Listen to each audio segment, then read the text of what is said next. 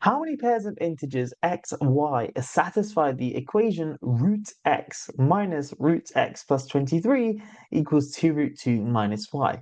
I'm going to dive into a solution here. First things first, I'm going to square both sides so I can get rid of at least one of the roots. So I get x minus root x plus 23 equals the right-hand side squared. So 2 root 2 squared is 8, y squared is y squared, and then I've got minus 4 root 2y, like so. Okay, well, we still got two roots in here. It'd be lovely to just have one, or ideally zero. Let's get rid of this. In fact, we're going to get rid of this square root here. So I'm going to make that the subject first. So if I make root x plus 23 the subject, I kind of have to bring all these guys to the left side and the root x plus 23 to the right.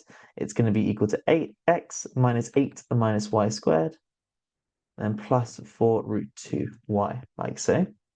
Lovely. Now I'm just going to square both sides. So I get x plus 23 here equals this thing squared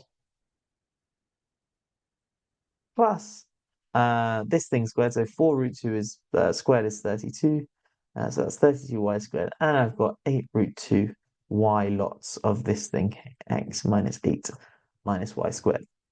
Now, you might wonder why on earth I've done all that. This has made this equation really, really messy.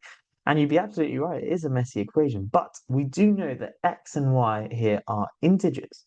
And we're going to use that to our advantage here. This guy here is an integer. This guy here is also an integer since x and y are integers. So is this guy here.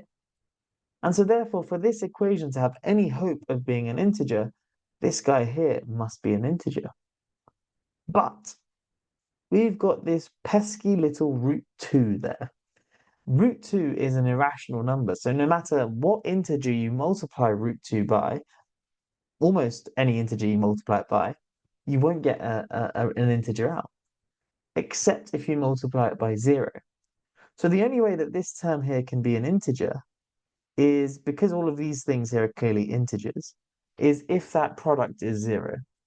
So from this, we can make a massive deduction that 8y times x minus 8 minus y squared must be 0.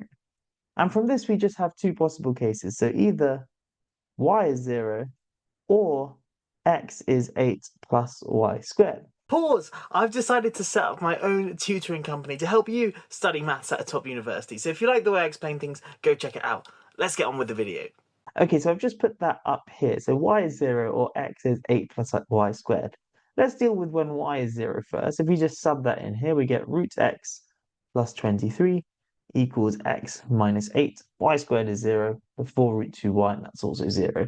So we can square both sides here. So x plus 23 is x squared minus 16x plus 64. This is just a very nice quadratic, which we can deal with. So bringing everything to one side, x squared minus 17x plus 64 minus 23 is 41. This guy here equals 0. And you can just check that this has no integer solutions. My favorite way of testing if something has nice solutions or not, so in other words, if a quadratic factorizes nicely, is to look at its discriminant. So the discriminant here is 17 squared minus 4 times 1 times 41. 17 squared is 189, and then 4 times 1 times, no, sorry, not 189, 289, sorry.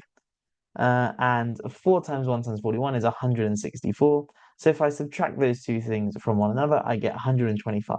And 125 is not a square number, and so therefore this guy does not factorize nicely, hence cannot have integer solutions. Okay, cool. That just means that y is not 0. Great, let's take this and then look at x equals 8 plus y squared. So if we sub that in here, this whole bracket here disappears, and we're left with root x plus 23 equals 4 root 2y. Okay, next obvious thing is to probably square both sides. So you get x plus 23 equals 32y squared, like so. But if x is 8 plus y squared, this left-hand side here is just going to become 31 plus y squared. So 31 plus y squared is 32y squared. So in other words, 31 is 31y squared, and so y squared is 1, and so y is plus minus 1. Cool, so y is plus or minus 1, and in this case, what would x be? Well, if in either case, we can see that y squared will be 1, so x will be 8 plus 1, which is 9. So our two solutions are 9, 1, and 9 minus 1. However, we have to be very, very careful here. In our working here, we did a lot of squaring, which means we could have introduced some degenerate solutions. So we should check both of these. Do they both work? And by that, I mean just plug in that into this equation and plug in that into this equation as well. And you'll see that when you plug in 9 minus 1, it doesn't quite work. So I'll leave you to check that if you're interested. But the only one that does work is 9, 1. And so there's only one solution to this equation.